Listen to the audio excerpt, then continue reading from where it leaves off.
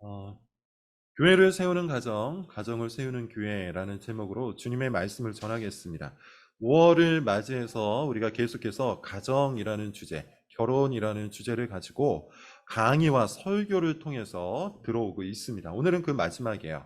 그리고 5월 마지막 주에는 외부 강사께서 오셔서 오후 예배 때 한 번 더 가정과 관련된 말씀을 우리에게 전달하실 겁니다.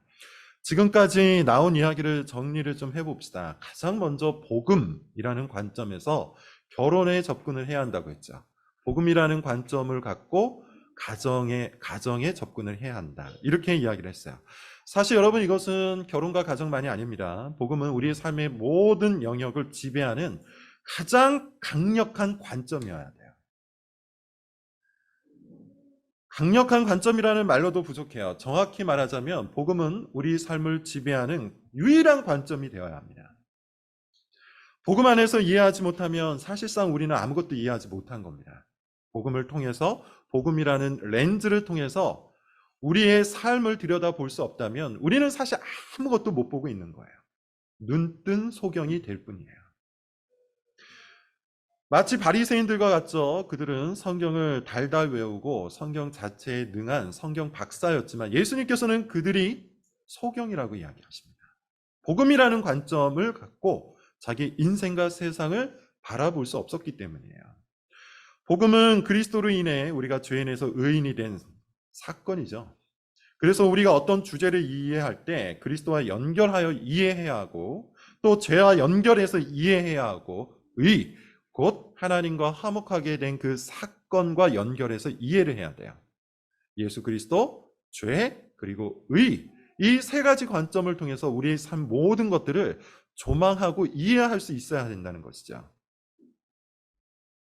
예컨대 돈이 그렇다고 했습니다. 제가 몇 주 전에 돈에 대한 강의를 했을 때도 같은 관점을 갖고 말씀을 드렸어요. 돈 그 자체로 이해하는 것은 사실 돈에 대해서 전혀 모르고 있는 겁니다. 돈을 바라볼 때 죄와 연결해서 바라볼 수 있어야 돼요. 돈을 바라볼 때 의와 연결해서 바라볼 수 있어야 되고, 돈을 바라볼 때 우리 주 예수 그리스도라는 관점을 통해서 이해할 수 있어야 돼요. 그렇지 않으면 여러분, 사실 우리는 돈에 대해서 아무것도 모르는 겁니다. 경제학 박사라 할지라도, 돈에 대해서 능한 사람이라 할지라도, 돈을 다루는 직업을 가지고 있다 할지라도 복음이라는 관점 속에서 돈을 이해하지 못했다면 그 사람은 돈에 대해서 아무것도 모르는 거예요. 돈은 절대로 중립적이지가 않습니다. 결혼도 마찬가지예요. 우리는 결혼을 이해할 때 복음이라는 이 관점 안에서 이해할 수 있어야 돼요. 가장 강력한 주제, 가장 강력한 관점은 이겁니다. 복음으로 충분하다는 것. 예수 그리스도의 복음은 충분해요. 예수님께서는 자신의 복음을 통해서 우리에게 필요한 모든 것을 충분하게 주십니다. 이것이 성경의 교훈입니다. 기독교 강요에서 칼빈이 이런 말을 한 적이 있어요. 모든 종류의 선이 그에게 풍성하게 구비되어 있으므로 다른 샘을 구하지 말고 바로 이 샘에서 마음껏 마시자.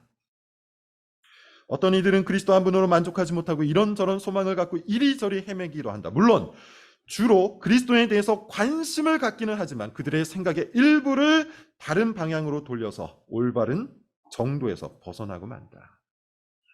그러나 사람들이 과연 그리스도의 축복의 풍성함을 알았다면 그런 불신은 결코 끼어들 수가 없다. 칼빈이 말하는 교훈이 뭡니까? 복음으로 충분하다는 거예요. 복음으로 충분하니 다른 샘을 찾지 말고 예수 그리스도에게 가서 우리에게 필요한 만족과 기쁨과 영광과 안식과 샬롬을 얻자는 겁니다. 이 교훈이 굉장히 중요하다고 했습니다. 여러분, 사실 굉장히 중요하다는 말로도 모자라요. 우리는 반드시 이 문장, 이 진리를 경험하고 체험해야 돼요. 복음으로 충분합니다. 복음으로 충분하다는 믿음을 갖지 못한 사람은 자신의 100%를 채우기 위해서 다른 것에 매달리겠죠. 예컨대 이런 거예요. 예수 그리스도의 복음 좋다, 옳다, 맞다. 그렇지만 그것이 나를 만족시키는 비율은 50%밖에 되지 않으니 50%를 더 채우기 위해 내가 다른 것들을 찾아 헤매야겠다. 그래서 어떤 사람들은 직장에서 그 50%를 채우려고 해요. 직장의 성취를 통해서 만족을 얻고자, 또 어떤 사람들은 관계를 통해서 그 50%를 채우려고 하는 것이죠. 자기가 원하는 관계를 만들어내어서 그 관계 속에서 샬롬을 누리고자 하는 겁니다. 오늘의 주제로 한정을 해보면 결혼이 될 수 있을 거예요. 남편을 통해서 50%를 채우고, 아내를 통해서 모자란 50%를 채우고, 자녀를 통해서, 부모를 통해서 그 모자란 50%를 채워야만 한다는 생각을 갖고 있는 겁니다. 그런 사람은 당연히 그것에 집착을 하게 되겠죠. 그에 대한 집착이 우상 숭배예요. 복음이 부족하다고 느끼는 사람이 주로 매달리는 것 중에 하나가 관계라고 했죠. 그래서 제가 이 결혼과 관련된 강의를 이야기하면서 두 번째 주제로 관계를 꺼내 들었어요.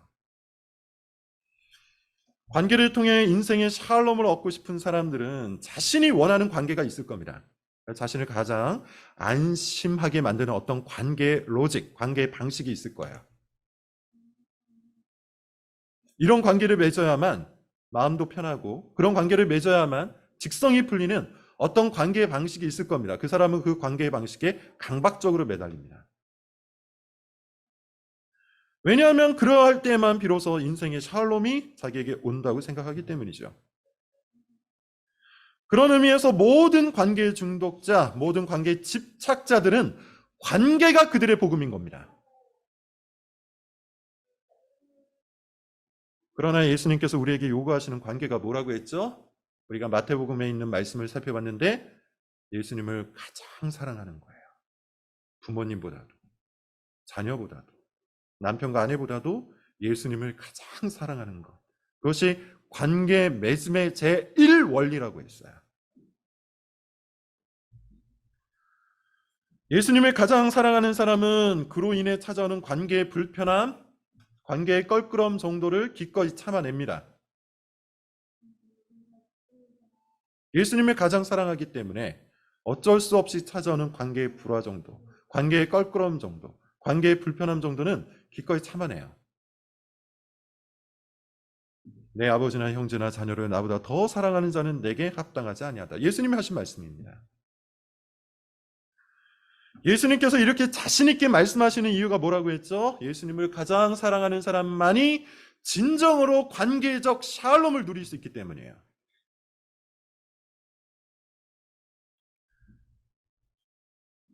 사실 여러분, 이것은 우리가 일반적으로도 경험하고 체험할 수 있는 것이기도 하죠. 예를 들어서 결혼하신 분들은 조금 더 잘 느낄 수 있을 텐데, 아무리 가정 밖에서 다른 곳에서 다른 사람들과 관계가 좋다고 해도 집에만 들어가면 나와 가장 가까이 있는 배우자와 관계가 껄끄러우면 평안을 누릴 수 있겠습니까?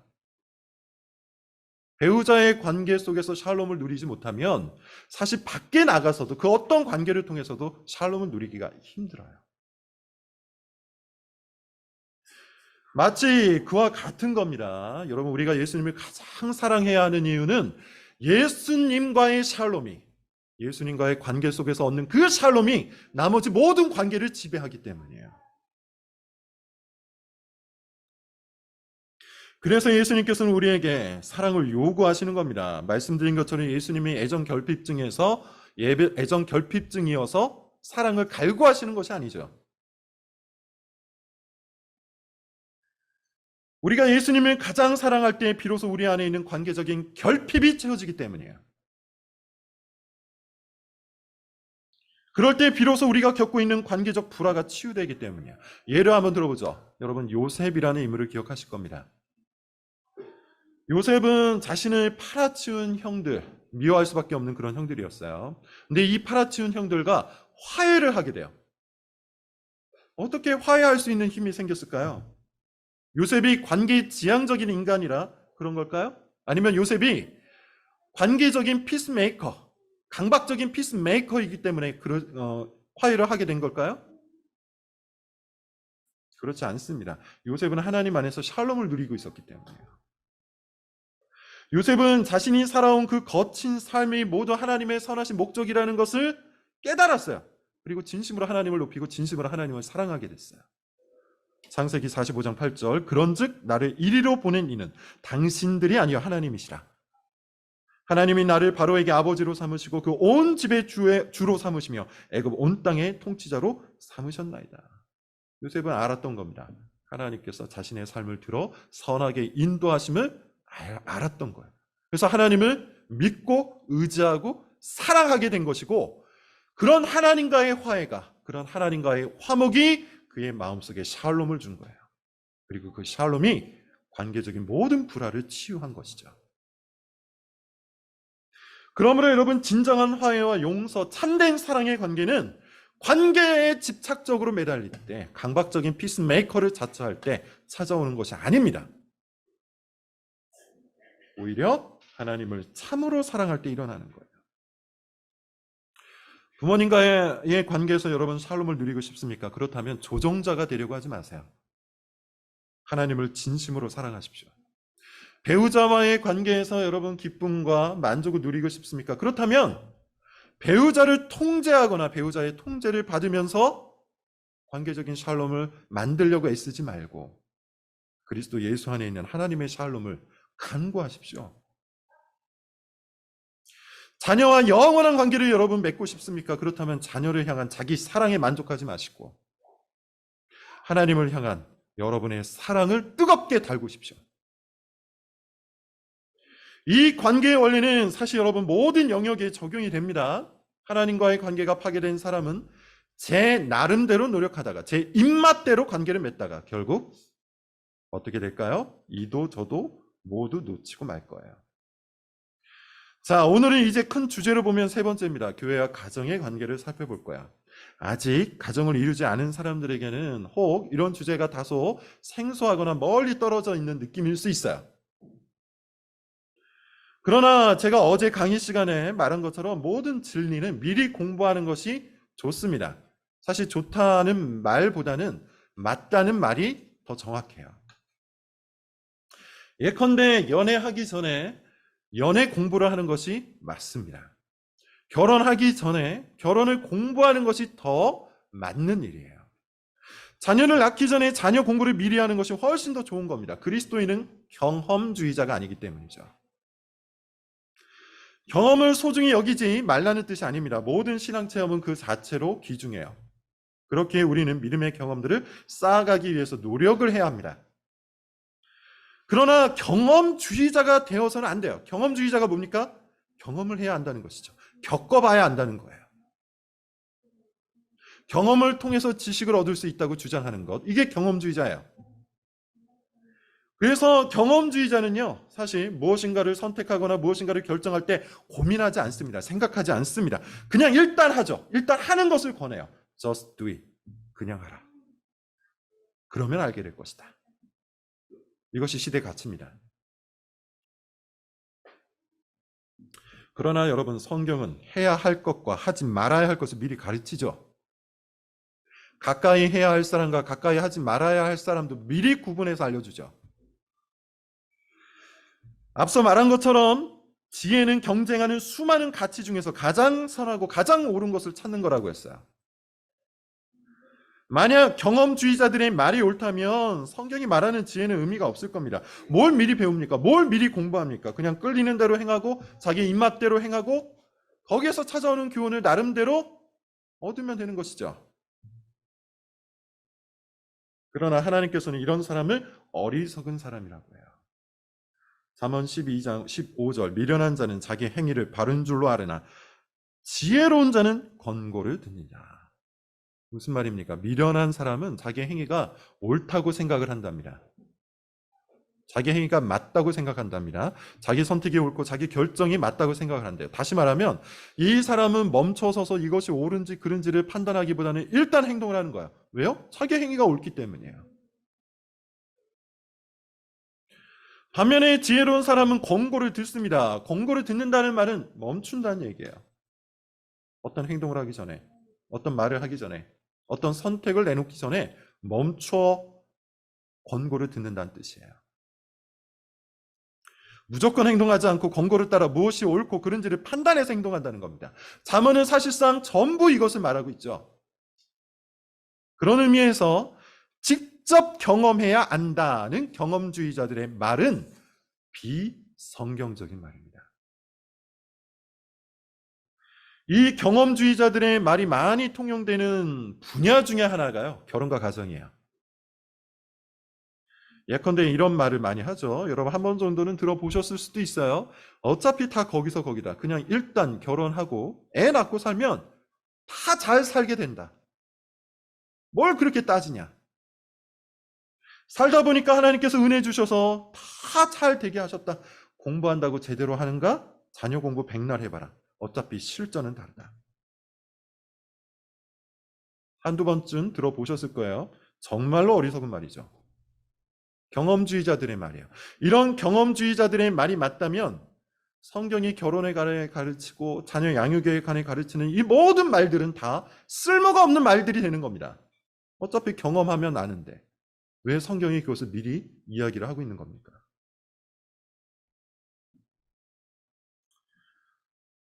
어차피 이론과 현실은 다른데 굳이 성경이라는 책을 왜 읽겠습니까? 이론과 현실이 다르니 공부할 필요가 없다라는 말은 말씀과 현실이 다르니 말씀을 따를 필요가 없다는 말과 같은 말이에요.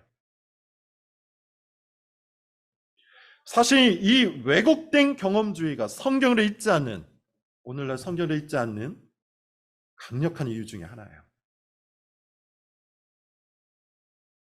경험주의를 중시하는 사람들은 성경을 중시하지 않습니다. 당연하겠죠?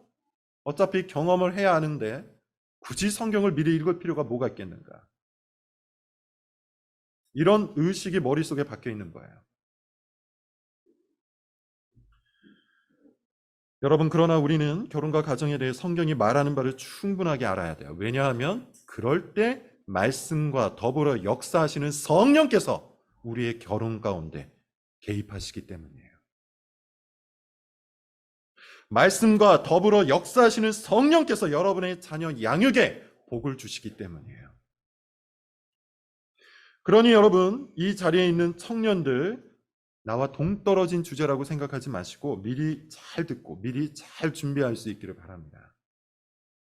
연애하기 전에 미리 연애 공부를, 결혼하기 전에 미리 결혼 공부를, 자녀를 낳기 전에 미리 자녀 양육에 관한 공부를 할 때 하나님께서 여러분의 모든 결혼과 가정을 복되게 하실 거예요. 성령께서 그렇게 역사하실 겁니다. 고장난 것을 고치기보다 처음부터 잘 쌓아가는 것이 훨씬 더 손쉬운 방법이에요. 아직 가정을 이루지 않은 청년들은 훗날 얽힌 실타래를 풀려고 하지 마시고 지금부터 차근차근 성경을 통해서 연애와 결혼과 가정에 관한 모든 부분들을 쌓아갈 수 있기를 바랍니다. 얽힌 실타래를 푸는 것은 굉장히 어려운 일이에요. 그러나 지금부터 탑을 쌓는 일은 그나마 손쉬운 일입니다. 처음부터 시작할 수 있기 바랍니다. 자, 오늘 본문 한번 보겠습니다. 오늘 본문은 남편과 아내에 대해서, 부모와 자녀에 대해서 기록하고 있지만 그것들을 세밀하게 하나하나 강의하진 않겠어요. 왜냐하면 오늘 설교의 제목을 보면 알듯이 제가 이 본문에서 주목하는 것은 그런 부분들이 아니기 때문이죠. 남편과 아내, 부모와 자녀, 여러분 뭐죠? 가족 구성원이에요. 즉 오늘 본문은 한 가정을 향한 성경적 권면입니다. 아내들아, 남편들아, 아비들아, 자녀들아. 자, 그런데 여러분 이 전체 본문을 지배하는 아주 중요한 단어가 있어요. 23절에도 나오고 25절, 27절, 29절, 32절에도 나옵니다. 뭡니까? 교회라는 단어입니다. 교회라는 단어.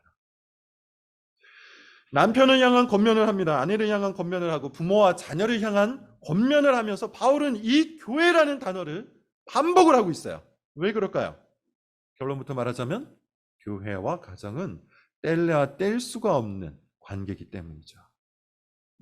22절부터 24절 여러분 같이 한번 읽어보겠습니다. 오늘 본문 22절부터 24절입니다. 시작. 22절입니다. 시작. 아내들이여 자기 남편에게 복종하기를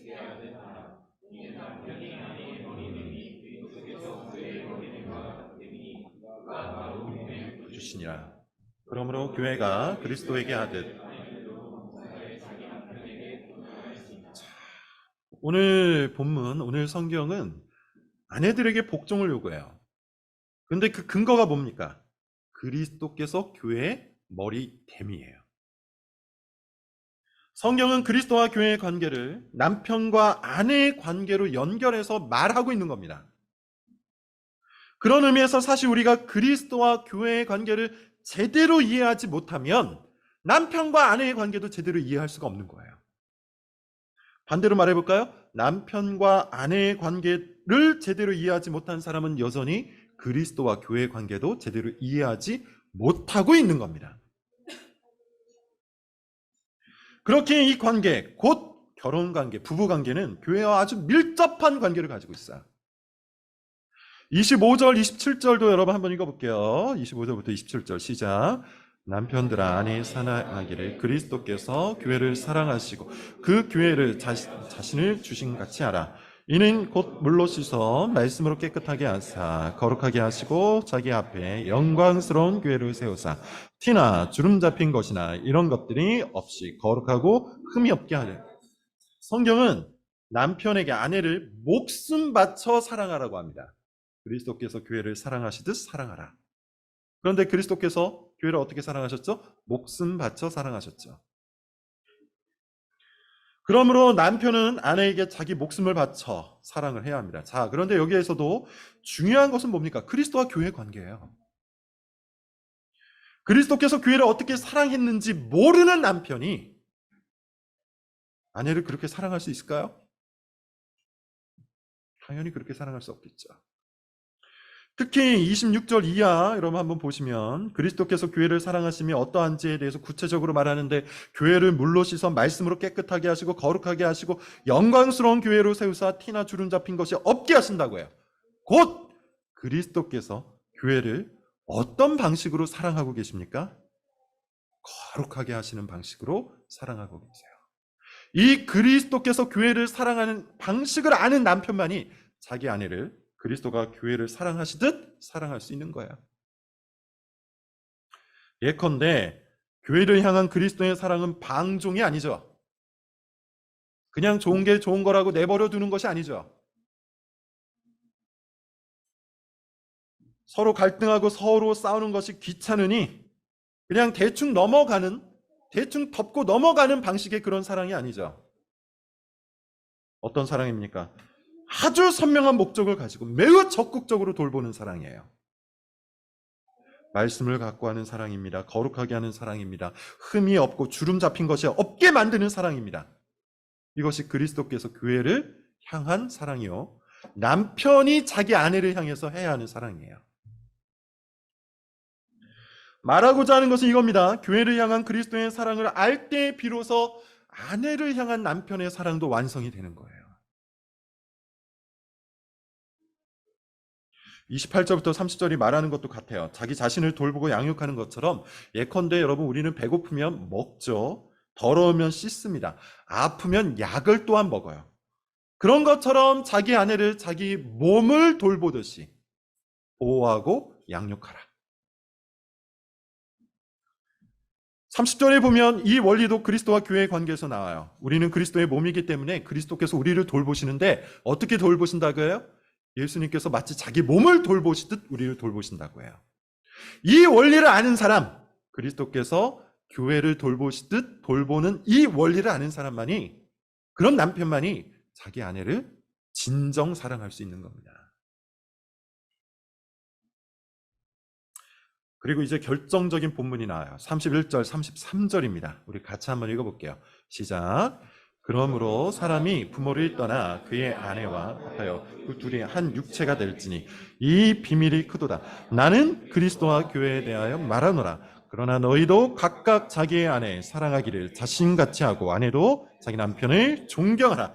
자, 성경은 남편의 사랑, 아내의 사랑을 실컷 말하는 데 갑자기 이렇게 얘기합니다. 32절. 나는 그리스도와 교회에 대해서 말하노라. 무슨 말입니까? 지금까지 가정에 관한 교훈을 말하는 줄 알았는데 사실은 그리스도와 교회에 관한 교훈이었다는 말이에요. 그게 진짜 목적이었단 말이에요. 다시 말해서 남편과 아내의 관계는요, 그 부부 관계는요, 그 관계 자체에 있는 것이 아니라 그것을 통해서 그리스도를 알고 교회를 알아가는 것. 여기에 목적이 있다는 거예요. 자, 그러니 여러분 제가 앞서 말한 것이 이제 이해가 좀 되죠. 가정과 교회는 결코 뗄 수 없는 필수 불가결한 관계다. 가정에 관한 이해가 곧 교회에 관한 이해가 됩니다. 교회에 관한 이해가 곧 가정에 관한 이해가 됩니다. 이것이 오늘 본문이 가르치는 거예요. 읽지는 않겠지만 여러분 6장 1절부터 4절도 한번 보세요. 여기서는 부모에 관한 교훈, 자녀에 대한 교훈이 나오는데 그 사용되는 말들을 보세요. 순종이요, 공경이요, 훈계요, 교육이요, 양육이요. 이게 다 뭡니까?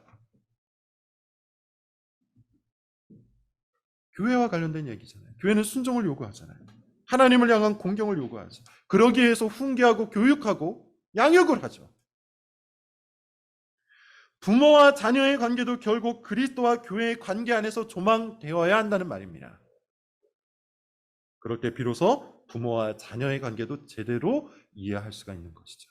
자, 오늘 본문이 말하는 바는 너무나도 선명해요. 교회에 관한 이해가 커질 때 비로소 가정에 관한 이해도 커진다는 것. 가정에 대한 성경적 이해가 정확해질 때 비로소 교회에 관한 이해도 정확해진다는 거예요. 그래서 여러분, 우리는 성경적인 가정 생활을 통해 교회가 어떠해야 하는지를 배우는 것이고, 또한 성경적인 교회 생활을 통해 가정이 어떠해야 하는지를 배우는 겁니다. 예컨대 이렇게 생각해 볼 수 있어요. 가정 생활을 엉터리로 하는 사람이 교회 생활을 제대로 할 가능성은 없습니다.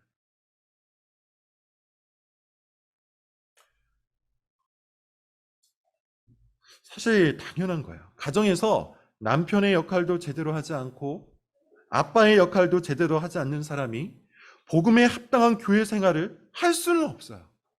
방금 말씀을 드린, 방금 우리가 살펴본 이 본문에 의하면 그래요. 그리스도께서 교회를 사랑하시듯 아내를 사랑해야 하는데 그렇게 하지도 않고 어떻게 여러분 교회 생활을 제대로 할 수 있겠습니까? 자녀에게 말씀을 갖고 훈계와 교육을 하지 않는데 어떻게 교회에서 사람들을 경건한 리더십으로 이끌 수 있겠습니까?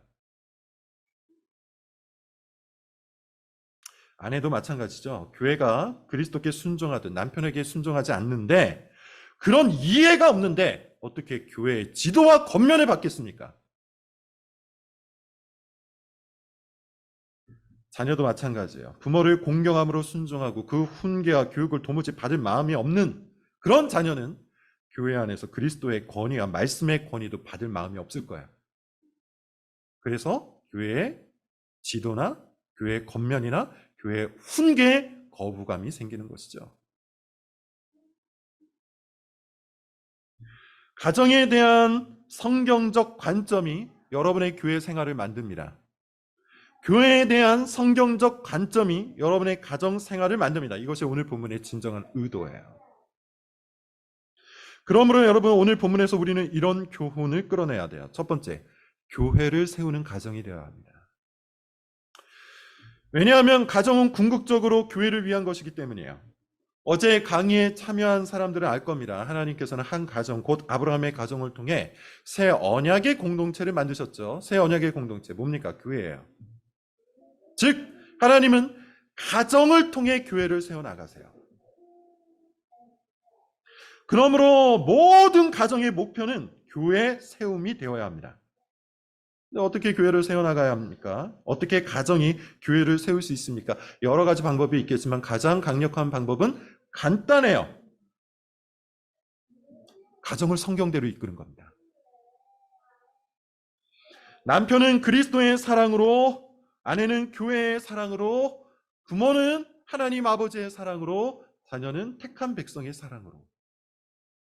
그렇게 가정 안에서 하나님이 말씀하신 대로 가정을 이끌어 나갈 때, 그렇게 가정이 바로 세워질 때 이 가정이 교회를 세울 수 있는 겁니다.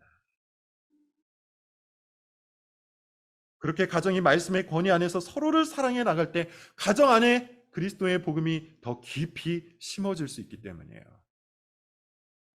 가정 생활을 통해 그리스도의 복음을 더 깊이 체험할 때 비로소 교회가 이해가 되기 때문이죠. 왜 교회가 권위를 말하는지, 왜 교회가 질서를 말하는지, 왜 교회가 교육을 말하고 훈계를 말하는지, 그것이 교회를 이루는데 왜 그토록 중요하다고 이야기하는지 비로소 이해가 되는 겁니다. 남편과 아내의 관계에서 그것을 경험할 때 부모와 자녀의 관계에서 그것을 체험할 때 그 가정은 교회를 복음 위에 경건하게 세워갈 수가 있게 되는 것이죠. 그리스도의 사랑은 말씀으로 깨끗하게 하는 것이고 거룩하게 하는 것이고 흠이 없고 주름이 없게 하는 것이라는 이 말씀도 비로소 이해가 되는 겁니다. 그러므로 여러분, 우리 결혼을 하신 교인은 성경이 말하는 남편의 역할로, 아내의 역할로, 그리고 부모의 역할로 교회를 세워나가시기를 바랍니다. 그 역할만 충실하게 해도 그리스도와 교회의 관계를 제대로 이해할 수 있을 것이고 그 이해가 교회를 제대로 세워나가게 하는 힘이 돼요. 결혼하지 않은 교인도 마찬가지입니다. 자녀의 역할로 가정을 세워나가십시오. 그리고 이런 가정을 소망하고 기대하고 준비하세요. 하나님께서 도우실 겁니다. 두 번째, 가정을 세우는 교회가 되어야겠죠. 가정과 교회가 이렇게 필수 불가결한 관계라면 교회는 마땅히 가정 세우기에 최선을 다해야 가정이 바로 서는 것이 곧 교회가 바로 서는 것이기 때문이에요. 그런 의미에서 여러분에게 권합니다. 이것은 저의 강력한 추천이요 권면입니다. 연애 과정에서부터 교회의 지도를 받으시기를 바라요. 결혼식을 준비하는 모든 과정에서도 교회의 지도를 성실하게 따르시기를 바랍니다. 무엇보다 부부 관계와 자녀 양육에 있어 교회의 교육과 권면을 신뢰하기를 바랍니다. 교회의 지도를 받아 가정을 질서 있게 세워나가는 것은 가정을 세우는 것만이 아니라 교회를 세우는 것이기도 해요. 그런 의미에서 모든 성도는 교회가 가정을 세운다는 이 사실을 받으시고 교회의 지도와 권면을 쫓아 여러분의 가정을 세워나갈 수 있기를 바랍니다.